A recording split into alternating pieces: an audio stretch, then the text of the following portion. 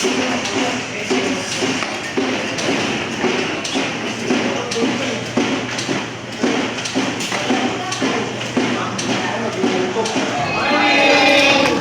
so this is our entry for the Nutcracker. So basahin ko na lang kung bago sa amin.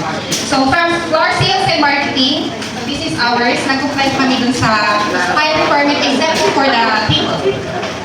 So this is crafted with creativity and sustainability. This Nutcracker is made from recycled styrofoam, repurposed from dummy cakes po. So from this point to the top. But, okay, skillfully covered in fondant. Yung fondant namin, ma'am, these are from our suppliers or dealers sa iba't places. So basically, yung fondant, except for this one, nearly expired na po. So hindi na nila mabenta, so we consider it as recycled material. Adding a sweet surprise, at the bottom part is made of edible cakes and edible toppers. Blending creativity and sustainability into one festive centerpiece. So, yun po yun sa amin. Thank you so much! Good morning po. Ayan. From Office of the Plant Manager, R&D, DC, and HR. Ito po yung Nutcracker namin. So, 80% po more made of carton. So, from top to bottom, puro carton po yan. So pagdating naman po, ito lang po yung, yung pancake. So pwede po natin din kainin yan. So kaluluto lang din po. So yung atin naman po buhok is made of muffins. Yan.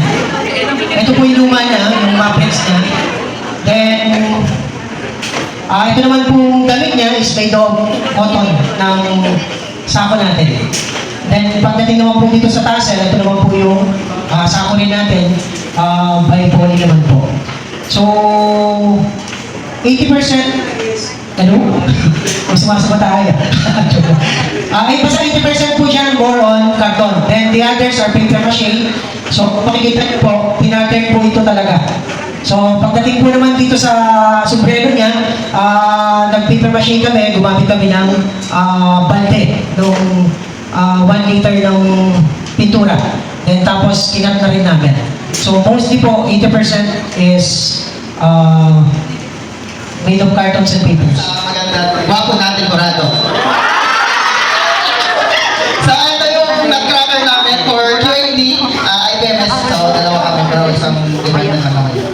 So yung amin, yung concept namin dito is based, dito lang din sa loob, sa planta. So kung makikita nyo yung baka namin, RFM building, yung natin, Clarville building. Then ito, yung isa sa kabila, QA. So, para ito, dinededicate namin sa mag-meeting natin, analyst, tsaka sa pest controller natin. So, sila yung Nutcracker natin dito sa planta at sinisigurado na for sa QA, maganda yung kalidad at pasado sa mga customer natin. So, dito, sa pest control naman, sinisigurado na walang peste sa planta natin. So, good morning po sa lahat. Unang-una po, binabati ko po muna yung mga kunado natin. Salamat po sa pagpaunyaya po sa amin sa aming aktibidad dito sa Clark. So, yung aming Nutcracker po ay inspired by White King, which we all know that White King represents power and strength of Clark Division. So, since RFM is everyone's bread and butter, Nutcracker also symbolizes protection for the employees and also for their families from day-to-day living. So, yung materials po namin na ginamit dito ay makikita din po sa aming division, which is MNG. So, from inbound castle to outbound castle. So, si Nutcracker, as you can see, yung movement po niya is 180 degrees. So, binabantayan niya from inbound to outbound. Si inbound, yan po yung nagpa-process ng mga flour natin through outbound to produce and to give to our customers. And for the materials po, I can probably say 99% po yung ginamit namin.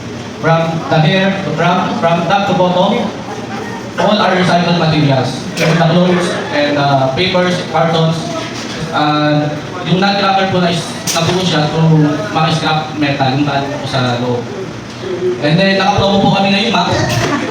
Kung i-upin mo po siya, kung ibigyan mo siya ng 100%, may iuwi niyo po sa bahay yung Nutcracker. Yun lang po.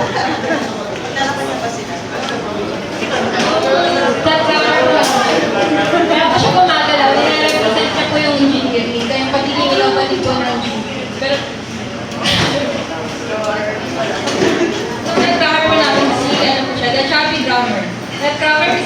Stained back nutcracker inspired by the Christmas carol, The Little Drummer Boy. The carol tells the story of a young boy who plays his drum to honor the newborn Jesus. Despite being forced to give a gift, the nutcracker is dressed in blue and gold. Blue and gold din po is, yung blue po pala is, nire-represent niya yung engineering, kulay po ng and hold his brown eye as a symbol of celebration. He is a gift with a profound understanding that his simple act of playing the drum can convey the depth of his love and devotion.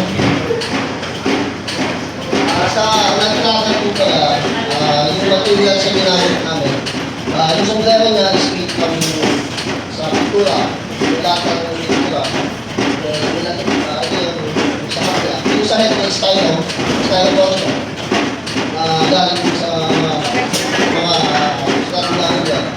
Yung body niya is meron siyang mga metal, which is yung mga pizza gauge, and mayroon din sa mga papel.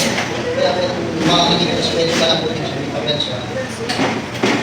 Ito is made from engineering plastic. Bali sa late machine namin, yung mga sobra sa engineering plastic. Engineering plastic. Ito is Stella. Talaga is mga wood. Made of wood. Strings. Tapos yung lumang kanta namin, tapos yung sa pinakasal, sa kanta siya. Yung ang namin. Then, yung pantahe, then wood. Ayan. Ito yung material. Good morning, bali. Ito po yung entry po namin sa core department. So, starting with, material from head, yung ginamit sa is made up of cardboard. And then, ilagay namin ng glitters para maging presentable. Then, mapapansin yung mga cord. Yan yung mga galing sa screenings na tinatanggal namin during conditioning from the mill. And then, another is, yung nasa taas is, yan yung mga packaging material na in-strip po namin yung pieces para design ng sombrero. And then, yung pinaka-main frame po niya, bago siya binalot, is made up of dust collector cage kung sa part siya ng makina na nakakabit para yung ginawa namin frame para mag-go si nutcracker. And then, kinover po namin siya ng cardboard para ma-form yung mismong nutcracker namin. Tapos sa overall appearance, sinama namin yung castle namin. This is made up of mga spout and tawag dito, kahoy na scrap material from the fabrication of the transistor boxes namin. Yan, that's from me.